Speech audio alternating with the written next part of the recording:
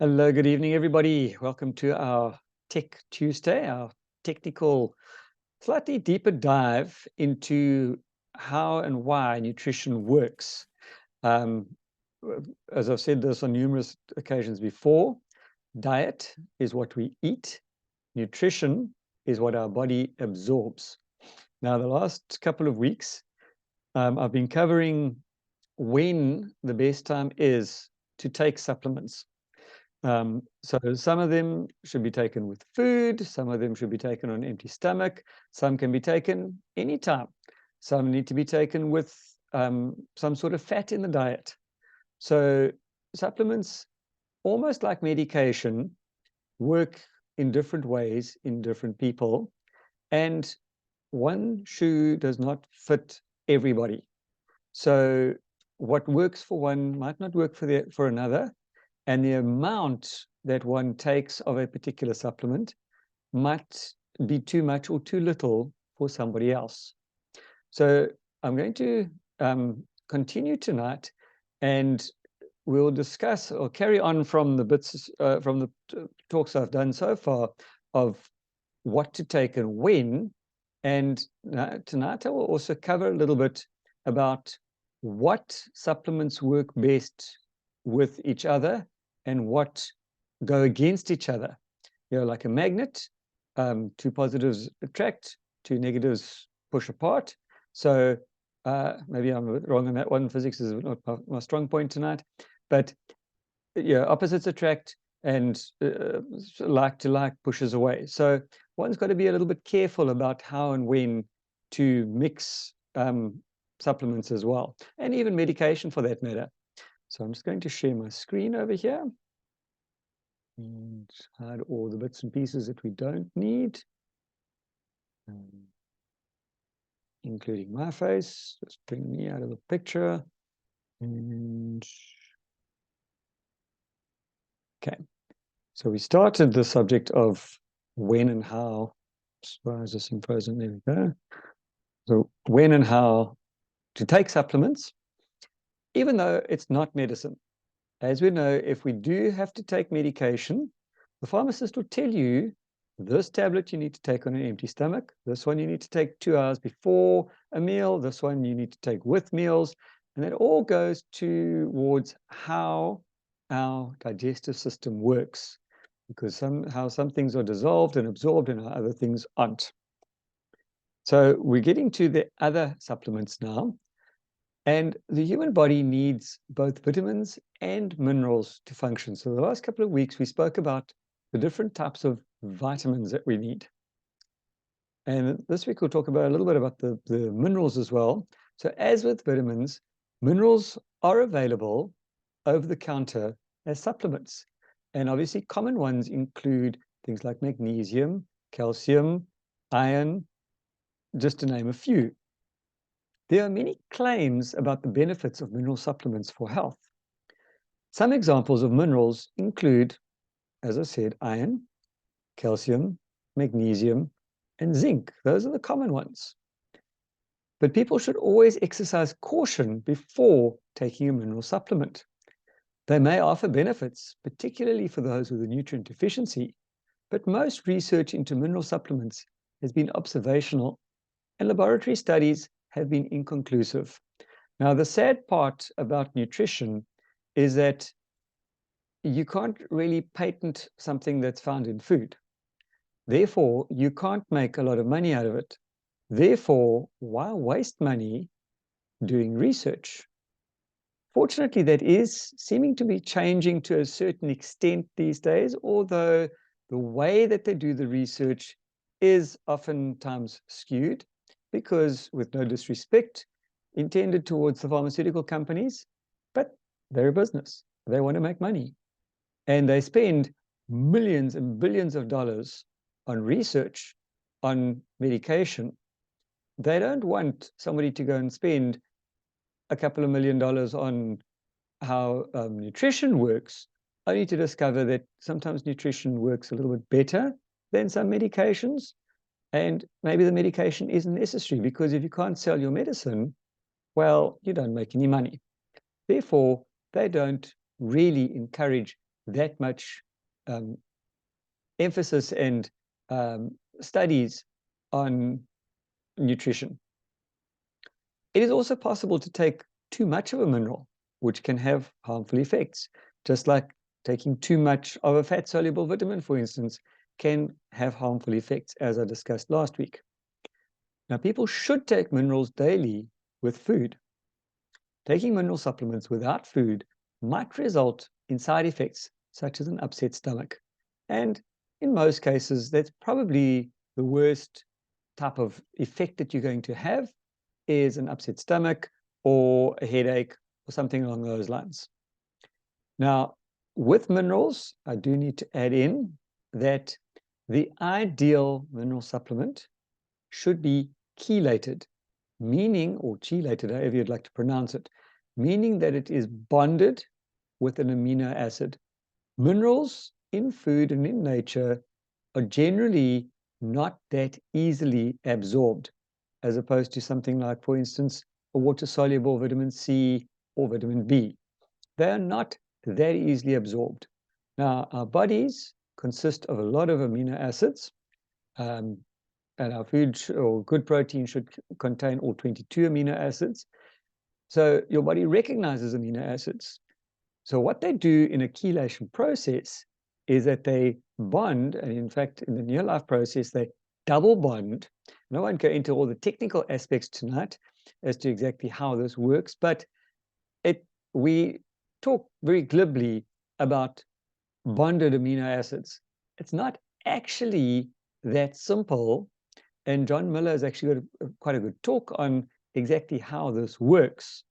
But it's quite a process, and we have a double bond on our minerals. So all the minerals, whether it's the multi-mineral with alfalfa, whether it's the chelated zinc, the chelated calcium, magnesium, or just the magnesium on its own, all our minerals are double bonded with amino acids, which means that you're going to get around about 80% plus absorption. A non-chelated mineral, you will get at sort of on average, you'll get around about 10% absorption. At best, you'll get roughly about 20% absorption, which means 80% of that non-chelated mineral goes straight through and out the bottom. As Louis Smith likes to say, do yourself a favor, take the bottle of tablets, take 80% of the contents, and throw them down the toilet.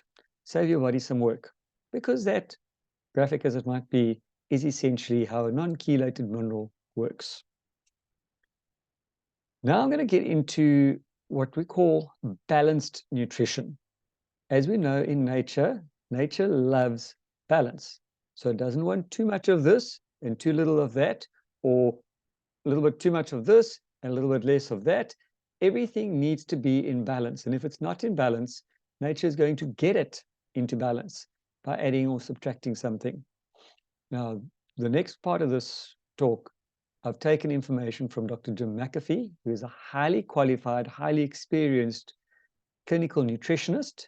And this is information taken from his newsletters on his website at www.imageawareness.com. They are freely available. Please feel free to go onto his website and go and check them out, because he is an absolute diamond mine, never mind a gold mine, of information, and fascinating information at that. So, as we've said, balance is key to nutritional intake. Nutrients do not work in isolation, but in relationship to one another. Like in nature, you will never find a vitamin B1 on its own. It will always be with the other 7 vitamin Bs. You will never find a vitamin C on its own. It will have flavonoids attached to it. This is how nature works, and this is how a good nutritional supplement should work.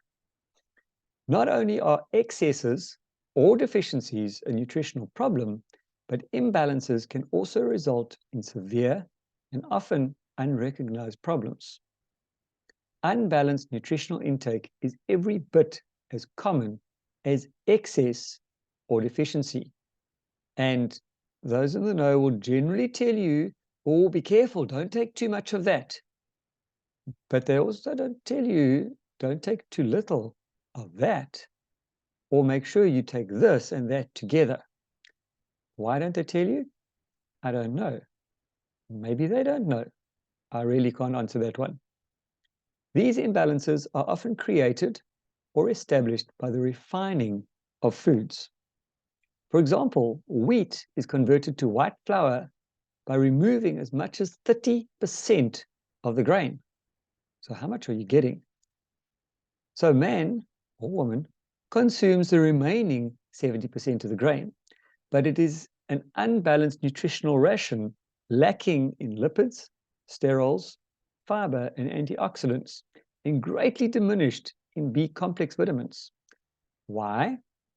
Simply because with all the other bits and pieces on there, so when you've got a complete 100% whole grain, certain of those things like your oils, your lipids, your sterols will become rancid if stored for too long. This is bad for business because you don't want your wheat product that is sitting on the shelf to go off and start sprouting mold 2 days after you put it on the shelf. You want it to still be fresh about a month down the line. So I'll let you think about that one. Manufacturers of supplements often fail to target balance and completeness as well. The general tendency is to throw as many vitamins and herbs as possible into a formula to produce a very impressive label. Because if you look at the label, you'll see, oh, it's got this, that. It's got a whole encyclopedia and a whole alphabet of things. But what is the source of those things? What's the source of that alphabet? And how good is it?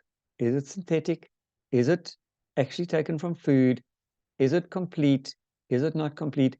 We generally don't know because we don't have access to the laboratory testings that they do and that they should use to give us the best product. The nutrients in these formulations are often of such poor quality that they do little or nothing at all to improve overall health. This, sadly, is why supplements in general get the bad rap of saying, you don't need to take a supplement because it doesn't work. Why doesn't it work? Because your nutritional supplier or your supplement supplier, I won't call them nutritional supplements, but your vitamin suppliers are in business. And in business, you need to make a profit. And how do you make a profit? You make sure that your overheads are kept as low as possible, and you make sure that your profit margin is kept as high as possible. Because that way, it's good for business, good for the bank account, but for the end consumer, well, we're not too concerned about them. We're more worried about our bank account. That is the sad reality in so many common, cheap vitamin supplements that are available in any health store or any stockist of these things. You go to some of the big chains and you look at these shelves full of supplements. And there's a vitamin A, and there's a vitamin C, and there's a zinc, and there's a this, and there's a that, and you sit there and you go, I know I need to take vitamins because they told me it's good for me, but what do I take? And the end result is people don't read labels. They don't know what's in there. So they look at the price and they see, but that vitamin C is going to cost me 20 Rand. And that vitamin C over there is going to cost me 40 Rand. And that vitamin C over there is going to cost me 180 Rand. What's the difference? That's vitamin C. So let me just take the 20 Rand vitamin C, because vitamin C is vitamin C, isn't it? Well, it's not always. And that is where we need to educate people on the difference between quality and cheap, as well as food versus synthetic. So synergism and antagonism are the two main things. The reason why balance is highly significant in nutritional intake is because nutrients often function in a synergistic or antagonistic relationship with other nutrients. One example of vitamin synergism is the relationship between vitamin B2 and B6. B6 is only usable by the body in an activated form.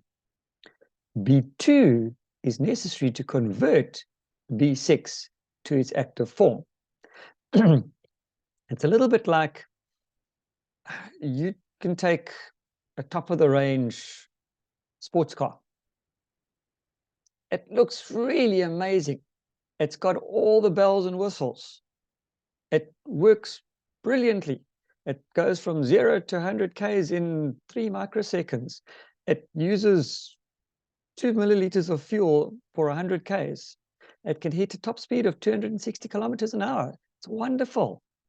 It's got the right color paint. It's got the best headlights. It's got the best GPS system. And it's absolutely useless if you don't have a key. So you need that little key, whether it's a push button one, which a lot of vehicles these days have, or whether it's a physical key. That sports vehicle is absolutely useless without the key. B6 is absolutely useless without the key of B2. So this is why we need things to work together. Carl Folkers found that carpal tunnel syndrome was associated with a deficiency of vitamin B6.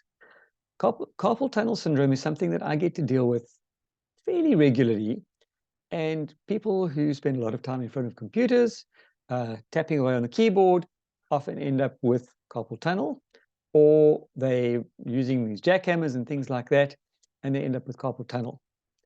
Or they're simply drinking too much caffeine, because that depletes vitamin B6, and they end up with carpal tunnel. Through experimentation, he found that those that suffered with this condition were often deficient in vitamin B2 as well.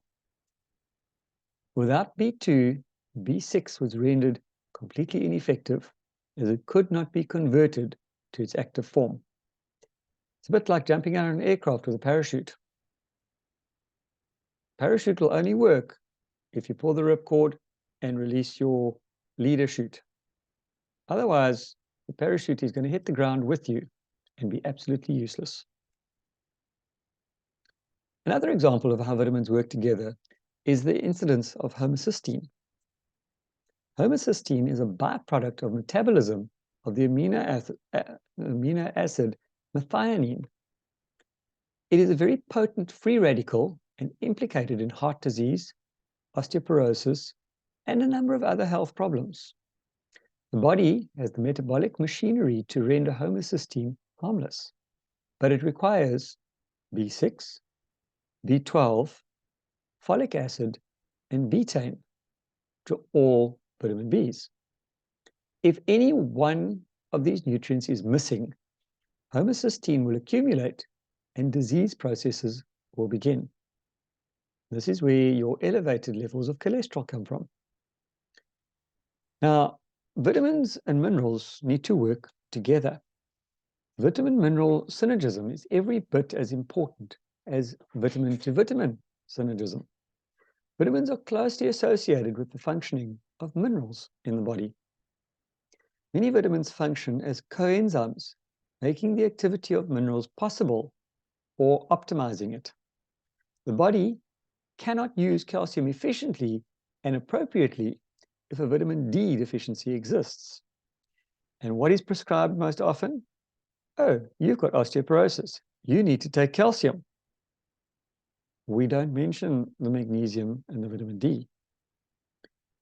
Iron deficiency anemia may not respond to iron supplementation if there is a deficiency of vitamin C or vitamin A. Zinc and vitamin A are partners. The body cannot remove vitamin A from storage areas in the body, such as the liver, if zinc is deficient. And vitamin A you'll find in things like cod liver oil, And what happens in our particular range of products is that your carotenoids are converted to vitamin A by your body. However, if you're a diabetic, you need to supplement with extra vitamin A because for some reason or other, the body cannot convert carotenoids to vitamin A. Studies of night blindness, which is a classic vitamin A deficiency, have shown that many sufferers will only improve after zinc is added to the diet. Now, people who drink a lot of sodas deplete their body of zinc. You've got a problem. In such a situation, adding more vitamin A would have created a risk of vitamin A toxicity and likely would not have resolved the problem because of the missing zinc. That nice big 150-piece puzzle is wonderful, except for that one little piece that's missing. And without it, your puzzle is not complete. A severe nutritional imbalance could have been established if everything was not there. Your vitamin and amino acid synergism, one of the most historically significant synergisms was the relationship between the amino acid tryptophan and vitamin B3, or niacin, which is its other name. The body can convert tryptophan to niacin with the help of vitamin B6. It just so happens that corn is deficient in both vitamin B3 and tryptophan. Corn formed a dietary staple in many of the poorer areas of the world around the turn of the 20th century. A severe deficiency of vitamin B3 results in a terrible disease called pellagra, which is characterized by sensitivity to sunlight, skin conditions, diarrhea, and dementia. Do any of these conditions sound familiar? Initially, it was thought that pellagra might be associated with inadequate protein intake until it was learned that an unknown vitamin was missing in corn. Multiple tens of thousands of people suffered from pellagra in the southern part of the United States until Joseph Goldberger demonstrated that the disease was caused by a nutritional deficiency. About 10% of the body's tryptophan is used for the production of serotonin, which promotes sleep and improves mood. Many SSRI drugs like Prozac, which are antidepressants just by the way, are designed to promote the functionality of serotonin. Low intake, sorry, I'm running out of time over here. Low intake of vitamins B6, B3, or iron can interfere with serotonin production, contributing to depression and interfering with sleep. An antioxidant synergism, one of the most serious mistakes made regarding nutrition is the failure to realize the powerful synergistic effects which are achieved when antioxidants work together. The nature of this synergism is twofold. Firstly, there's a specificity of action with regard to antioxidants. An antioxidant may be able to cope with only one kind of free radical, or it may concentrate in very specific areas of the body. Secondly, antioxidants have the ability to regenerate one another. They work like a bucket brigade putting a fire out. If a particular kind of antioxidant is missing, it is like having a hole in the fire line. So you've got the fire burning and you've got 20 buckets going along, and the 21st bucket is missing, which gives that fire just enough chance to flare up again.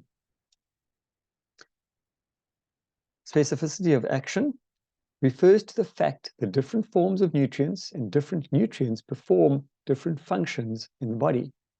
For example, we tend to think of fiber as a single entity, but it isn't. We know that pectins detoxify the digestive tract.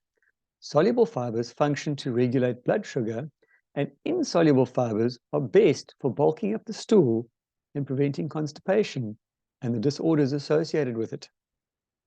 Carotenoids provide an excellent illustration of specificity of action. In one study, alpha-carotene was found to be 10 times more effective than beta-carotene in the inhibition of cancer growth. Lutein and zeaxanthin provide very specific protection for the macular luteae in the eye, preventing macular degeneration. Lycopene provides very specific protection against prostate cancer, not offered by other carotenoids. Even tiny changes in the structure of how a molecule is put together can alter the way that that molecule functions in the human body. When vitamins are synthesized, one will often get a mirror image of a natural molecule. Sometimes there are many different forms or stereoisomers of a vitamin. And I'm going to end there for now because we've got a couple of minutes left, and I would like to open up for any questions that there might be before I stop recording, or comments.